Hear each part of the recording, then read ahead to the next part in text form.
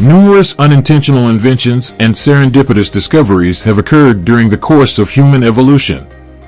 In reality, according to experts, between 30% and 50% of all scientific discoveries are unintentional.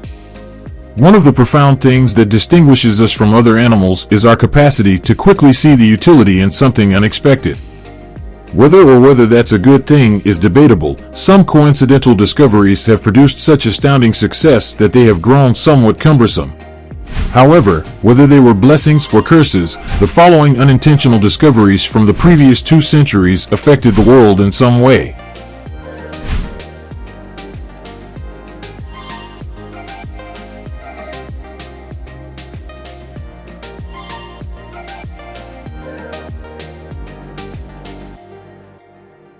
Hello everyone, welcome to AWZ.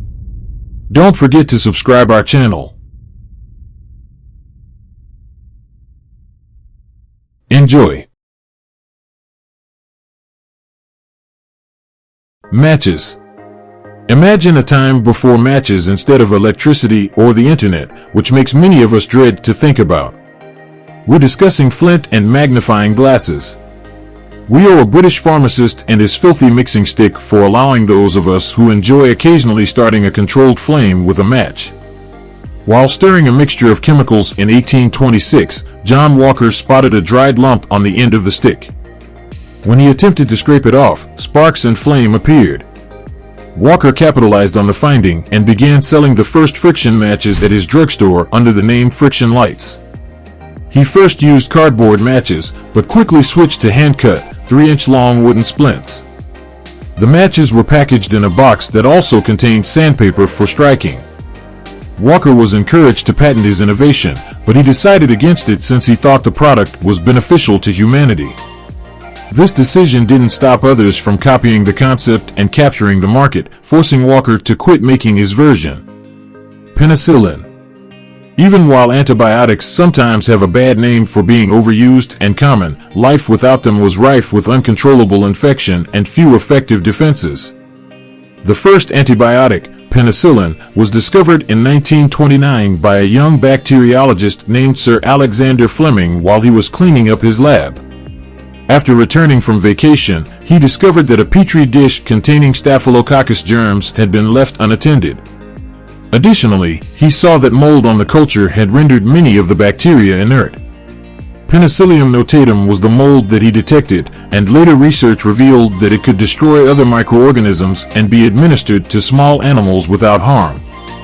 The bacteria-killing chemical identified in the mold, penicillin, was isolated 10 years after Fleming's discovery by Howard Florey and Ernst Chain.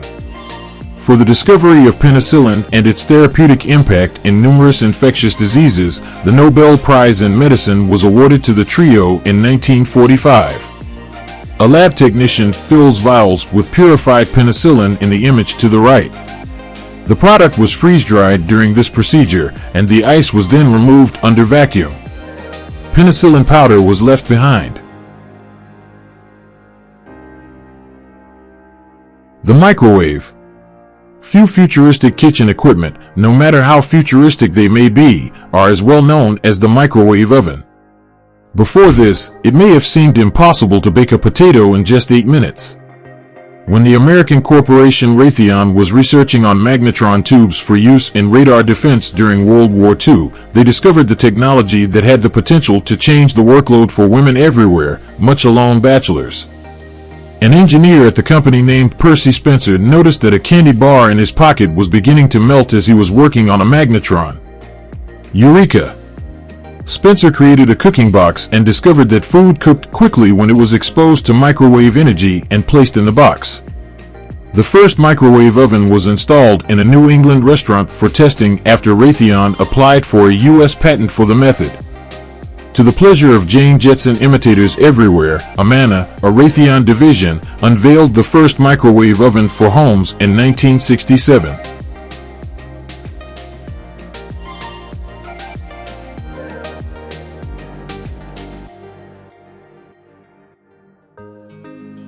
Plastic. Although prior plastics had relied on organic materials, Leo Hendrik Baekeland inadvertently created Bakelite in 1907, leading to the development of the first wholly synthetic plastic. His initial goal was to create a ready-made alternative to shellac, a costly substance made from lac beetles. Formaldehyde and phenol, a coal byproduct, were mixed together and heated by Baekeland.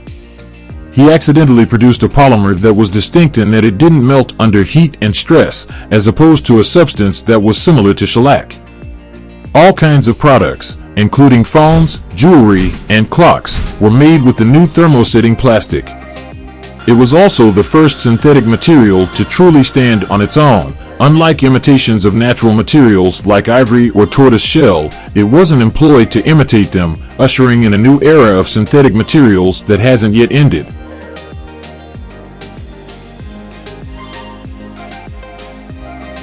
Fried potatoes.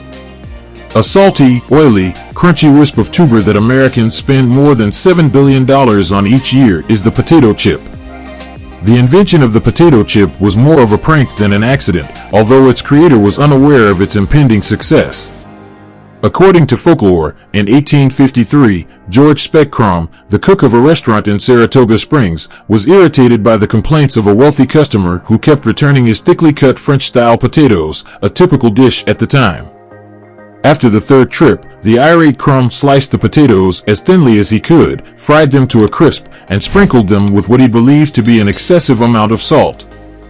The customer loved them, much to his surprise and probably initial dismay, and requested another round. They swiftly rose to the status of house specialties, profoundly altering the history of snacking. In fact, a significant study conducted by Harvard University recently found that the potato chip is the main contributor to weight increase in Americans. Chum is not too responsible for it.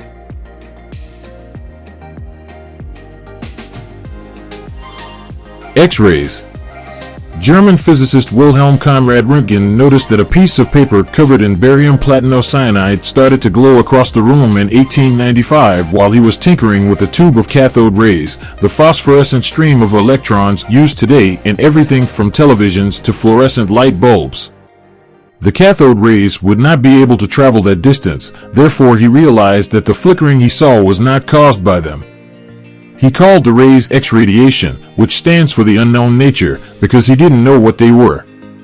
Further investigation revealed a variety of radiation-transparent materials, as well as the possibility that the radiation could harm photographic plates.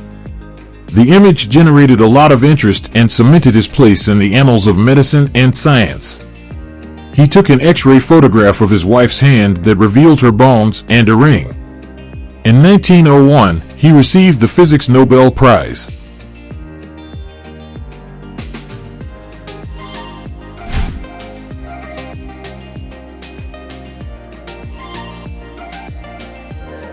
Glass protection.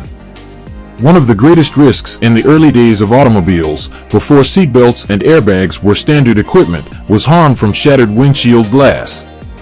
Rio Edouard Benedictus, a French artist and chemist, credited for discovering laminated glass, sometimes referred to as safety glass. Benedictus discovered that the interior of the glass flask was coated with plastic cellulose nitrate that held the now harmless broken fragments together when he dropped the flask in his lab, and it fractured but didn't shatter. With the intention of making cars safer, he submitted a patent application in 1909, but manufacturers rejected the concept to save costs. But during World War I, the glass became the industry standard for gas mask lenses. Due to its success in combat, the automobile industry eventually gave in, and by the 1930s, the majority of cars had glass that didn't shatter into sharp shards when it was hit.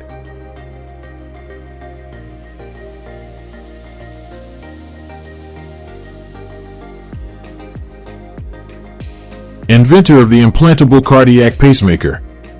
Wilson Greatbatch made his most significant discovery in 1956 while working at Buffalo as a result of a fortunate mistake.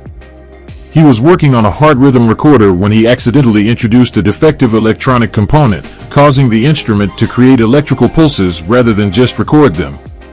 Later, on reflecting on the incident, he recalled that he had stared at the thing in disbelief, realizing instantly that he had discovered a means to electrically replicate and stimulate a heartbeat.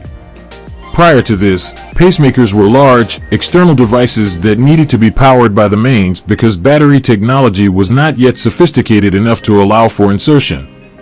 He was able to package and miniaturize the device over the course of the next 2 years, leading to a successful demonstration of the innovation in a dog in May 1958. The first human pacemaker patient, a 77-year-old man who lived another 18 months by 1960, had received the procedure.